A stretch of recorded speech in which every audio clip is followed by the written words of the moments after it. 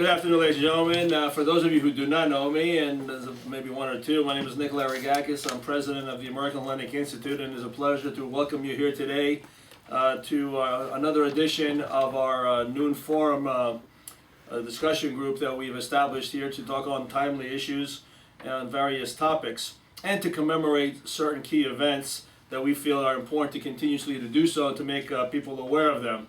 And certainly the commemoration of the 94th anniversary of the Smyrna Catastrophe of 1922 demands such attention, and we've been proud to host this event with different speakers every year. Although, of course, as we all know, the events transpired sometime between September 12th and the 14th of 1922. We work on our own calendar here, and this is the time we were able to do it, so we're a little bit up, but within the 1 month range. The tragic events of 1922 are important to commemorate because they remind us of man's inhumanity to man. Unfortunately, we do see egregious human rights tragedies occurring in the world today, just as they did in Smyrna in 1922. At that time, governments stood idle, failing to act, and well, you know, what do we see today? In pausing for a moment to take time out of our busy schedules to remember Smyrna, we hope we are taking a step to halt this plague of human rights abuses that we still have today. We are pleased to feature our guest speaker today to help us to commemorate Smyrna, and that is Professor George Topalidis. Pronouncing it right? Topalidis. Professor Topalidis is an adjunct professor at the Center for Greek Studies at the University of Florida. He graduated from Southern Connecticut State University in 2012 with an MA in History. Although I found out today he was pursuing a career possibly in medicine, until one day he heard a lecture that moved him so much that he completely changed his career path, which brings him to this genre today. He is currently an adjunct professor for the Center for Greek Studies and a research historian at the Samuel Proctor Oral History Program and for the Center for European Studies at the University of Florida at Tampa. His interests include immigrant identity and immigrant memory. The subject area of his research is early 20th century immigration from the Ottoman Empire to the United States. He has presented his findings at the Modern Greek Studies Association Symposium in 2013 and at the West Coast Consortium for Hellenic Studies Conference in 2015 and 2016. And although we have a small group here today, Professor, it will be videotaped, and the videotape will go throughout our email distribution list, which reach out to literally, over 5,000 direct email distributions. So in essence, you will have the capacity to reach out to 5,000 individuals here today when it goes out through our press release. Ladies and gentlemen, to commemorate a dark period in history, we welcome today Professor Topalidis with the subject matter of which we will hear from him today on Smyrna, and also the research that he's done regarding the period of Greeks coming from the Ottoman Empire, to the United States. So, Professor Topalidis, it's an honor to welcome you here today to the American Hellenic Institute.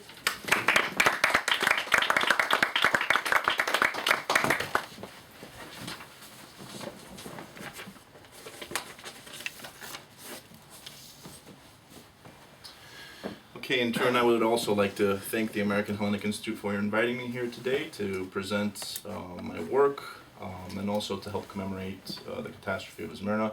I have prepared a presentation, and I apologize to those of you that are sitting in the back for not being able to see in great detail all of the different items that I will present for you here today, but I will leave this open after the fact. If you want to flip through the slides and see the materials, you will be welcome to do so. I'd like to begin by stating that this presentation is going to be a two-part presentation. I'm going to first talk about specific examples that will help commemorate the catastrophe that occurred in Smyrna, and also what occurred after that catastrophe. And then I will discuss with you the details of the archive that we're setting up at the University of Florida through the support of the Center for Greek Studies, the Center for European Studies, and the Samuel Proctor Oral History Program. So with no further ado, the first example is from this archive that we are building, and it is called The Wedding. Now, to provide some historical context for you, the story begins in April of 1922. The person who you will hear speak is the progeny, the child of the grand uncle and grand aunt of whose story you will hear. They begin making wedding preparations in April of 1922, at the same time as the Greek and Turkish armies have stalemated on the Eastern Front of the Greco-Turkish War. This family is preparing for a wedding, and through the summer, almost oblivious to what's occurring in that Greco-Turkish War, they continue to make preparations, and it isn't till the actual wedding date, or near that wedding date, that the events that transpired that affected this person's life so much occurred. So fast forward now to August of 1922, the front falls in Asia Minor. Okay, the Turkish army breaks through the Greek front, and the result, of course, we all know, a hasty retreat of the Greek troops towards the Aegean. All the while, somewhat, again, oblivious to what's occurring, people went on their daily lives. They weren't really affected until it was almost too late, and that is what this particular rendition shows. Okay, so I've titled it "The Wedding" because it is about the wedding of this donors, this offspring of the grand uncle and the grand aunt. And what I would like to do at this point is present to you the story in her words. That happened afterwards. My great uncle was, and my great aunt. My great uncle, his wife, and his children, I think there were two of them at least, may have been more, I don't know, at least two. They were murdered. That was the word that was used by my great aunt. I think they were marched off somewhere, and she used the word machine gunned to death. And she was supposed to be married, actually, the weekend after that happened. They had set for the wedding. But when that happened, they killed the groom, they burned the house that he had built. Of course, the place burned down. And along with it, all of her stuff that she had ready for the marriage. And she barely escaped rape, actually, only because she ran into the area of town where there were European people, and a French family took her in off the streets. The soldiers were after her, and they took her in. And I guess they wouldn't mess with, foreign people, European, French families, and like that. They only messed with the Armenians and the Greeks, and I don't know if they did anything to the Jews. I don't know how much you know about that. I know about the Armenian, and it was the same thing, different day. So she told us about all of that, and then after it was over, she went and found her mother, who had somehow escaped all of this slaughter, and probably due to the foster son that they had taken in, who's in these pictures. And all of them together, I guess, went down to the waterfront and were able to get on a boat and go to Piraeus. Okay, so this is a story that is recurring in a lot of the different renditions that we have. We have over 85 interviews at this point collected at the archive. This is very common. We learn about individuals, how they were affected by the incoming Turkish armies, and how they affected their lives. And that's what makes this research, I believe, somewhat unique, is that it's a bottom-up perspective. It's a perspective from people who passed these stories on to their children and affected them so much that they're capable of remembering it in vivid detail and transferring it to us. So the mother, the grand aunt escape to Piraeus, as you heard. And I will transition now to another story that is from the archive called The Acropolis and the Madonna, which give a perspective of what occurred after, okay? What happened to these people when they left Smyrna. The story begins in Piraeus. 90 refugees from Smyrna, 51 of them Armenians, 39 Greeks, board a ship known as the Acropolis in Piraeus. And the Acropolis is owned at the time by the Black Sea Lines Company. So they begin their journey on November 2nd of 1922, leaving from Piraeus, stopping in Syros to transfer passengers and also to refuel and gather supplies. They stop in Patras again, where again the same thing happens, gathering supplies and refueling. And it is in Patras that the U.S. consul comes into contact with the Black Sea Lines Company authorities and transfers a message to them that for those passengers who are Armenian and Greek, the quotas for that year to enter the United States had been exhausted. So what he urged them to do was not allow these people to make the journey to the U.S. because he knew what the result would be. The result would be that they would get deported. Despite his warnings, these 91 refugees still board the Acropolis and they begin their journey to the United States. Between Patra and Malta, they run out of fuel. And they have to make this stop actually in order to refuel in Malta. They also witness, those that are on the ship, the birth of a baby. Her name was Acropolis Levatian, okay, an Armenian child. When they stop in Malta, they learn that the Black Sea Lines Company has gone bankrupt. So now they're in an ordeal. They're stuck midway through the voyage, and this company can't support their trip to make it to the United States. It is unclear how they refuel and restock supplies in Malta, but they continue their journey. Their next stop is in Algiers, and here the captain abandoned ship.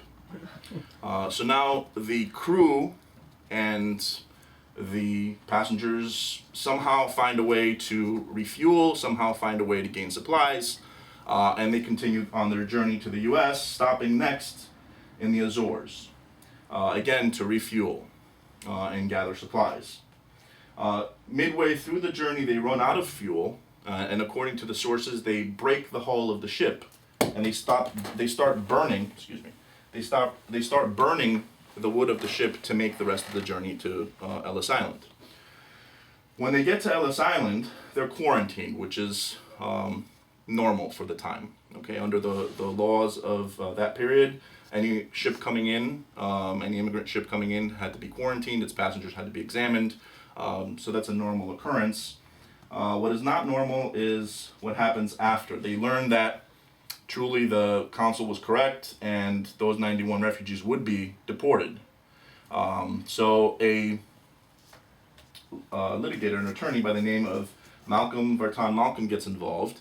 He himself is a child of immigrants from Sivas in eastern Turkey.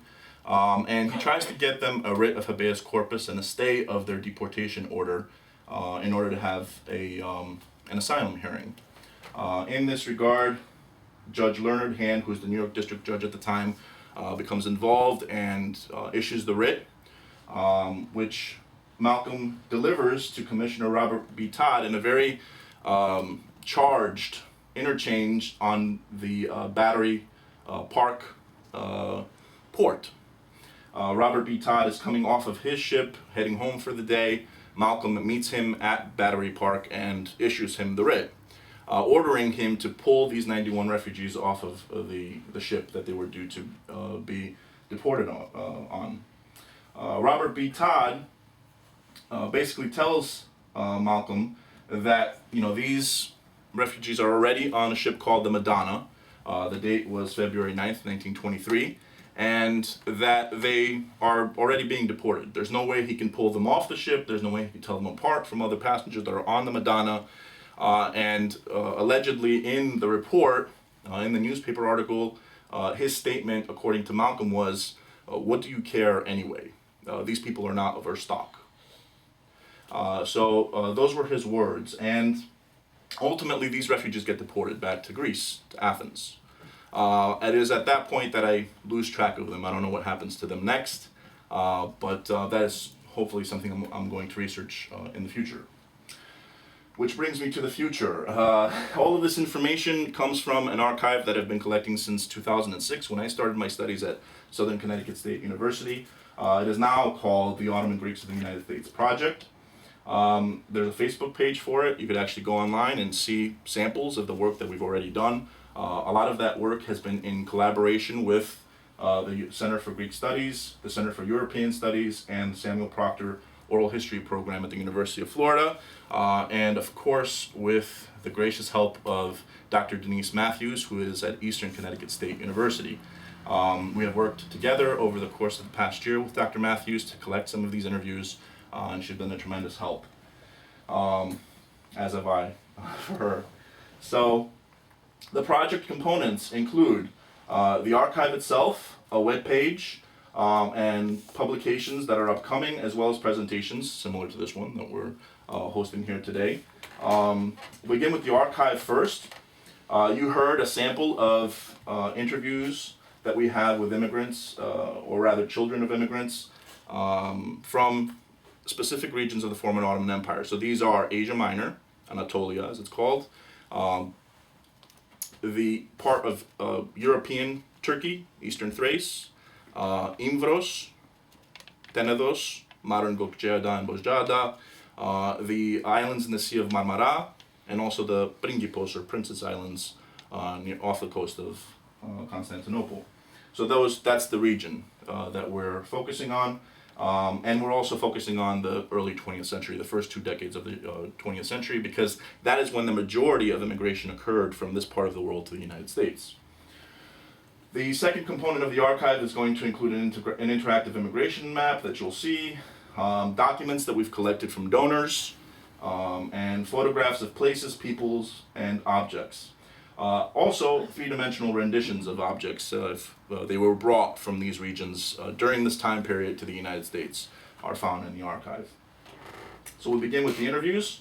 They talk about life in the Ottoman Empire, immigration, and life in the United States. Part of the process of generating these interviews is transcription. So we have students that are involved through the Samuel Proctor Oral History Program that will ultimately take these audio files and transcribe them so that they can be used for research purposes by researchers such as myself and others. Also, audio and video editing, you kind of got a taste for that earlier. Okay, that is actually just a 2-minute clip of a 3-hour interview. Okay, so that takes some time to actually sit down and you take that information and modify it so that you just hear that one clip. It's actually a pretty long process to undertake. And like I said earlier, currently we have 85 interviews and there's 75 pending. Okay, so and the reason they're pending is because of funding, which I will get back to a little bit later. Documents. The archive is going to collect documents coming from the donors. So that process is going to require digitization and also data mining. So what we're hoping to do is take these documents and in their own language generate a keyword database that any researcher will be able to use thereafter to search for specific places, people, and using these keywords facilitate their research. So that's what data mining does. Current status is that we have approximately 120 documents on hand. And here's a good example. This is of another donor. It's written in Greek here. This is the donor's grand uncle writing to her grandfather. And I think it's a very important sample to show you because if you look closely here in Greek, it says something about identity during this time period or how people perceived their own identity and other people's identity during this time. It says, Αγαπητέ μου αδερφέ, για την ώρα γεννήκαμεν Smyrnei, which means that, my dear brother, for the time being, we have become Smyrniotes, or we are from Smyrna. Now, originally, this family is from a region inland called Bermata. Okay, so unfortunately, they had to flee that region and found themselves in Smyrna. This postcard is the grand uncle of the donor sending this message to her grandfather in the United States. So this is in Greek. The next one that he sends, same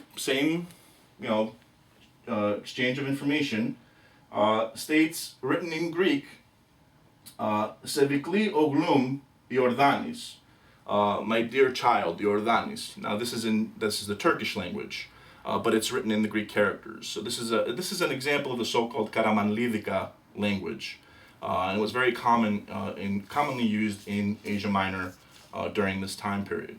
Okay. But it's interesting that the same person used Greek and communicated in Greek, used Karamanlidika and communicated in Karamanlidika, and then also used Ottoman and communicated to her grandfather in Ottoman. And this I can't read yet, okay? But it is my goal to learn Ottoman and be able to translate documents such as this. So this is the same person now, capable of conversating in all three languages easily. And again, like I said, this says something about identity during the time. Okay, and it's an important lesson that the archive illuminates. Next is the interactive map. We have a collection of about 2,300 names from the Ellis Island archive that we're using to digitally trace migration from different regions of the Ottoman Empire, the former Ottoman Empire, to the United States. A user will be able to go into this map, click on one of the points, and be greeted with a variety of names that are coming from that city, and also the cities of destination for those people. If they click on one of those cities, it will illuminate for them a map in the United States, and they'll be able to now select one of the cities that people from Constantinople went to. And if they click on that city, they'll be able to see specific examples of immigrants that went from Constantinople to Seattle, and get information about that family, get information about where they came from and what process they used to come to the U.S. Very powerful tool for raising public awareness about this research. Photographs. We have approximately 500 photographs, and they are of places such as Brick Bottom in Somerville, Massachusetts. Now, this particular photograph is of a painting that a resident of Brick Bottom painted based on his recollection of his childhood. So in here you have characters from his family, his father, his mother, his sister, and himself. And this gives a very important view into the life of this person growing up in Brick Bottom in Somerville, because Brick Bottom no longer exists. Okay, in the 50s it was torn down and it was replaced by what is now part of Boston's interstate.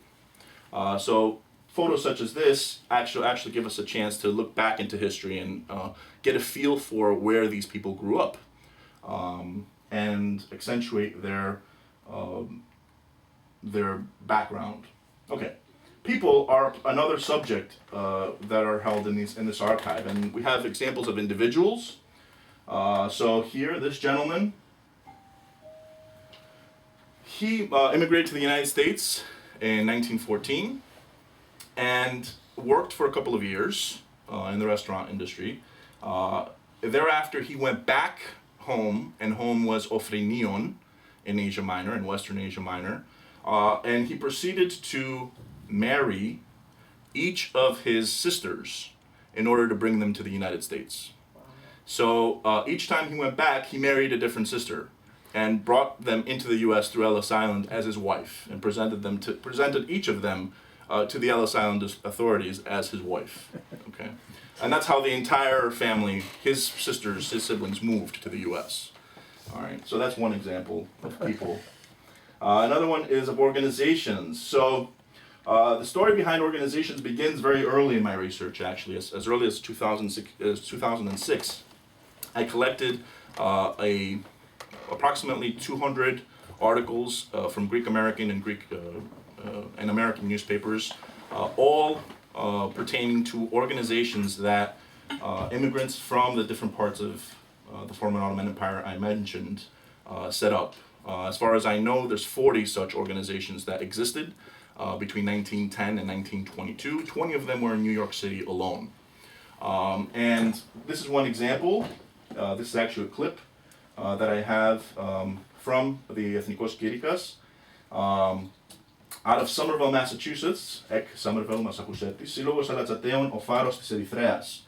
So Erythrea was this peninsula that was off the coast of Smyrna, and Alatzata was one town roughly in the middle of that peninsula. So from west to east, the cities were Chesme, Alatzata, and then ultimately Smyrna. Vurla was somewhere in the middle there too.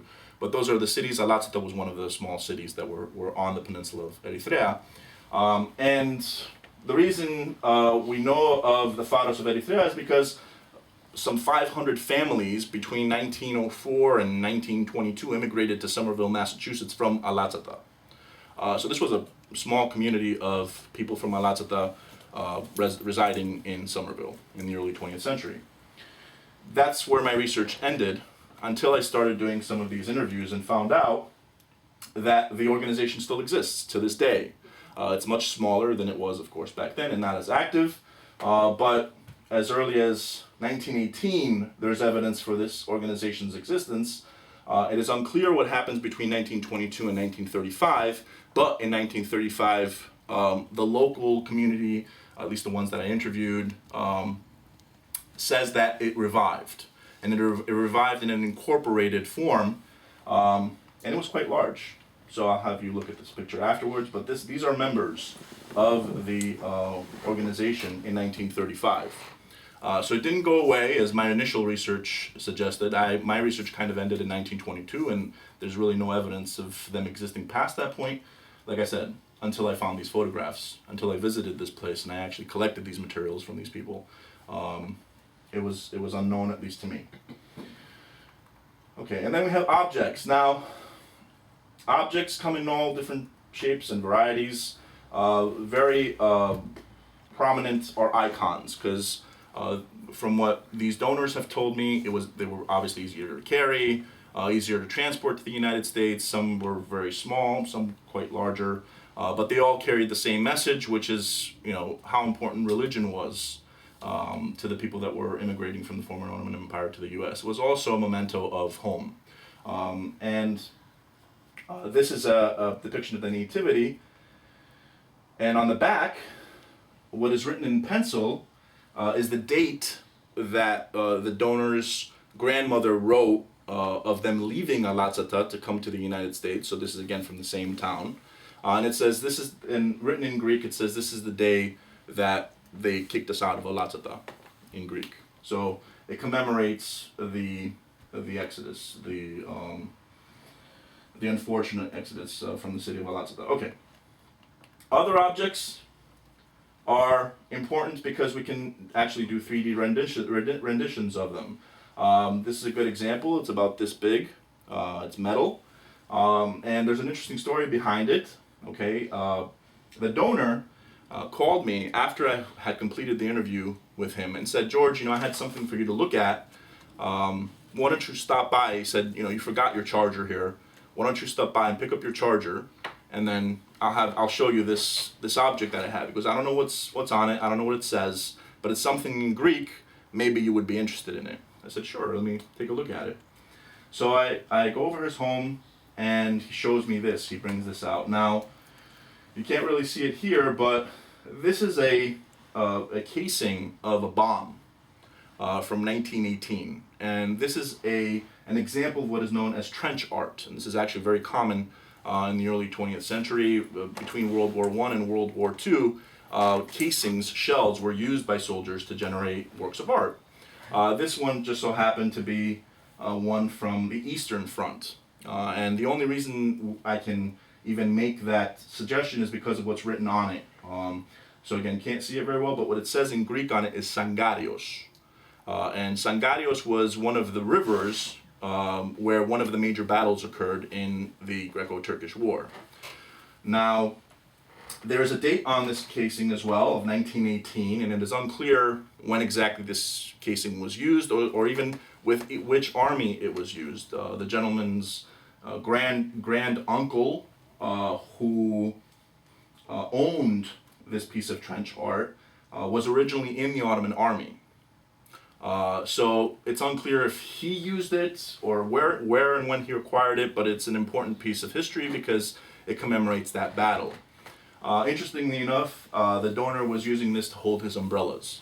And he was getting ready to move, so he was going to throw it out in the garbage. And thankfully, we were able to acquire these images before he did that. And of course, when he learned how important this was and what it all meant, he decided to keep it. So I guess a takeaway lesson from here is don't throw anything out. Because you never know what you have until it's too late. Okay, so what we're going to do with these 3D renditions, with the documents, with the 2D pictures, with the map, and these individual stories, these interviews, is set up a web page that is going to contain all of these different components, and it's going to be open access to the public. We'll generate presentations such as this one. We'll generate academic publications, and ultimately raise public awareness through social media. Okay, we've already started to do that with our Facebook page, which is called Ottoman Greeks of the United States, 1904 to 1924.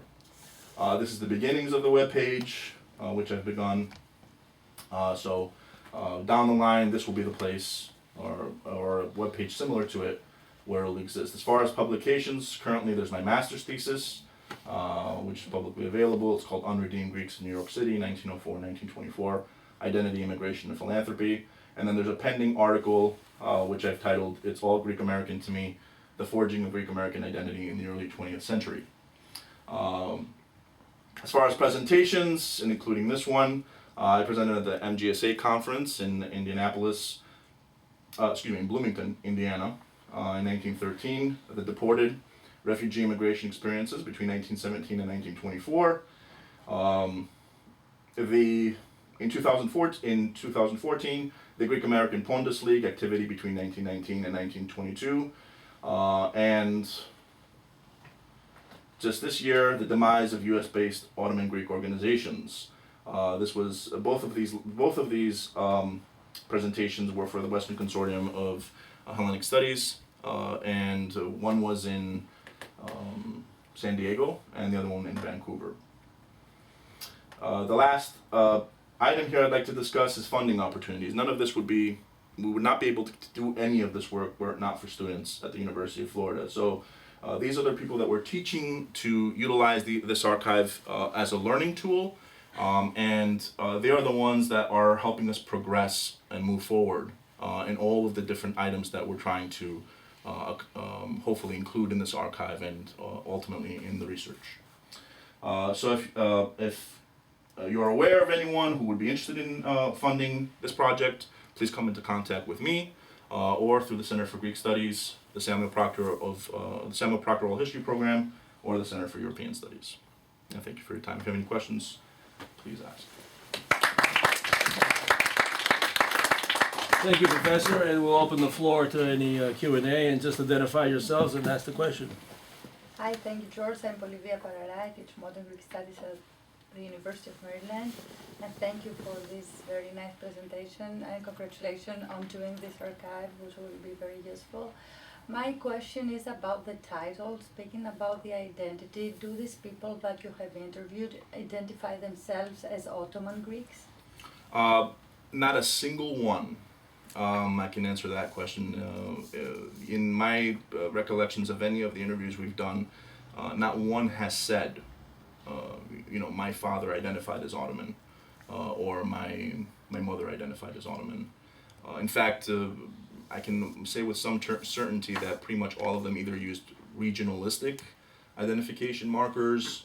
So they would say, I'm Konstantinopolitis, Mykniotis, Pondios, Trapezundios. They would use regional identification labels, or they would say they were Greek. Yes, because I'm asking because the title of is yes. Ottoman Greeks, and this is It why really makes because it's very practical. Yes. instead of saying the Greeks from Ottoman Empire. Mhm. But speaking about identity, it says more and can be confusing. That's why I'm Yes. asking. So this is a great question. Yet it's asked of me very often. It's a matter of how we understand identity.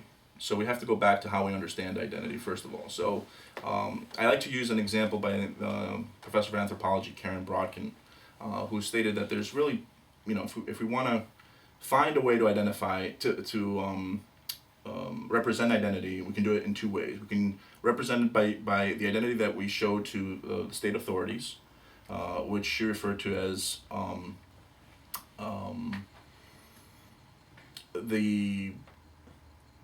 what she called assignment, ethno-racial assignment, and then personal identity, which is ethno-racial identity. That's how she termed it. What we present to the state and to state authorities doesn't always coincide with what we actually feel about ourselves. This was the crux of her argument. So even though somebody can present themselves to a state authority as being Ottoman, and they did. In the Ellis Island archives, there is plenty of evidence. In fact, the majority of immigrants in this time period claimed Turkish nationality, and many of them claimed Turkish race, even though their names were very Greek names. George Topalidis could come into the United States and at that time would present himself as a Turkish national who was of Turkish race. Does that mean that person is Turkish? The answer to that question is I don't know, because I never met George Topalidis in 1915. But I have met some of his relatives, and they tell me that George Topalidis is Greek. That's all he ever said. That's all he said he was. That's all he claimed.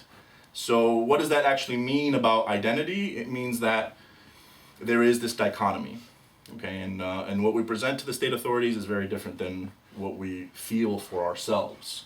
But in order to facilitate a project, and in order to present this project publicly, we have to acknowledge what is reported to state authorities. These people were Turkish nationals, so like I said, the majority of them presented themselves as Turkish nationals. Second, depending on the time period you're looking at, second would be Ottoman national, and third would be Greek national. Interestingly enough, in a period of from 1920 to 1922, that changes, at least in my data set, which is 2,300 names. No, I take that back, actually. It's 1,000 names that I used. So in 1,000 names that I used, the majority between 1920 and 1922 were presenting themselves to Ellis Island authorities as Greek nationals of Greek race. So it does change. That's all I can say. Thank you. You mentioned, No, go ahead. you mentioned the language as Ottoman that you couldn't read. Yes. How close to Turkish is it? So the phonetics are, I want to say, almost identical. I'm not an expert in Turkish by any means, but from my understandings of it, I want to say it's almost identical. The difference is in the characters. So modern Turkish utilizes the Latin Western alphabet. Ottoman uses a combination of Arabic and Farsi. Okay. And would you have been able to, like those 91, 92 people that went back to Greece, could you possibly follow the last name and see if there is that name still in Greece somewhere? Absolutely, yeah. So future research, hopefully for my dissertation, will include me going back to the Greek archives and trying to find the names of these people that were deported. Yeah. So I do have them from Ellis Island, from the Ellis Island archives. I've been able to collect their names. Yeah. It's just a matter of going back to the Greek archives and finding out where they ended up in Greece, and hopefully where they came from too, because that's not entirely clear based on the records that I have. I'm going to have to go back to Ottoman archives perhaps to search for their place of origin as well, so I can put the pieces together. My name is Nikki Athanasson. Did your archives include people from the Decanes? Were they considered Ottoman Greeks? Since the Decanes didn't become part of Greece till 47. They were considered Ottoman. They would be considered Ottoman Greeks. The reason we haven't included any of the islands on the western coast is because those islands eventually became part of Greece. So we've made that selection, the selection of the regions based on what regions are in modern Turkey. For various for the way I justify it really is that those regions are now part of Greece. Therefore, the people that may have immigrated from the Deccanese for a while from Samos and the northern Aegean Islands too, at least during the second decade of the 20th century, had somewhere to go to. They could go back. After 1922, the door closes for anyone who wants to go back to Turkey. They're not allowed to go back, at least if they're from Asia Minor. They're not allowed to go back. It is really the western parts, the eastern Thrace, Constantinople specifically, Imbros and Tenedos, and the islands in the Sea of Marmara that have there's some leniency to them returning. But beyond them, the door closes. Those immigrants cannot return. That's why we made this decision to only include those regions, because we believe that the experiences of those immigrants are unique in that they had no place of origin to return to. There's a cutoff point, and that cannot be reconciled. Jim, you had a question? Yes, Jim Marquetos. Wonderful presentation, thank you. I'm curious about a detail in connection with that group that went back. Learned Hand issues his order, and Commissioner Todd essentially ignores it. Have you examined the grounds and the legal dispute that happened? On what basis did the commissioner? It was delivered too ignore the late. order? Yeah, so there was a time discrepancy. According to the journalistic records that I have, it was delivered like a half hour too late. He didn't get there in time to deliver the writ. Malcolm argues that he had called the office and he had said that he was on his way down, not to deport these immigrants, over the phone. One of the assistants of Commissioner Todd claimed that, we can't take any phone calls seriously, regardless of who they're from. That's how the decision was made, according to the articles that I have. The letter that you had where the gentleman had written using Greek letters phonetically in Turkish, is that super common in some of the documents that you have been identifying, or was that, because I feel like that... It is not super common, no. Okay. We've only done 85 interviews, Professor Matthews and I. I can't say that it is very common. Off the top of my head, there's maybe 2 or 3 examples that I can think of where people had evidence of Karamanlivika. Let me ask you a question. Sure. As I understand it, the population of Smyrna was a very affluent Greek community there. To what degree is the percentage from 22 after the catastrophe and on that are the major wave of people leaving Ottoman Turkey, if you will? And if so, within the context of your research and ultimate findings, how much will you go after the events that transpired in September of 22 that forced the migration of these people? Okay, so the first part of your question is about percentages, how many originated from Smyrna. As far as I know from my readings, it's somewhere around 200,000 people. So of 1.2 million during those last couple of years, that 20%. Yeah. It's still a high number. Yes. Now the second part of your question is, how much am I going to be interested in pursuing that aspect of the research? My work is actually about identity here in the United States, so I'm focusing more on that. It is going to be accentuated by what occurred in the Ottoman Empire during the time, because obviously that's how these people ended up here. But it won't be my primary focus. My primary focus will be about identity here in the U.S., about organizations that these immigrants and refugees set up in the U.S., and about their activities, philanthropic and otherwise, their connections to the Ottoman Empire communities. What percentage went to the U.S.? No one knows. Oh, so some went to That's Canada, a great other question. places? At least I am not aware of any study that has actually looked at that seriously to differentiate between Greeks coming from Greece and Greeks coming from the Ottoman Empire. they're all grouped into one immigrant grouping. But the vast majority probably came to the U.S. What percentage came to the U.S. from that? Again, that's not. It's not known. It's unknown. Yeah. Time for one last question from anybody. Identify where you're from. I'm basically a Greek Canadian. I work for the Canadian Embassy, so I'm a Canadian diplomat. But I'm glad to be here. I had actually, from my mother's side, background from Smyrna and that part of the world. I was curious. Do they have any documents? Do you know if, like, when they were, like, those refugees when they were coming to the U.S. or elsewhere, what documents did they have with them in terms to identify their origins? That's one question. Another question, in terms of those quotas that you mentioned that the U.S. had in place,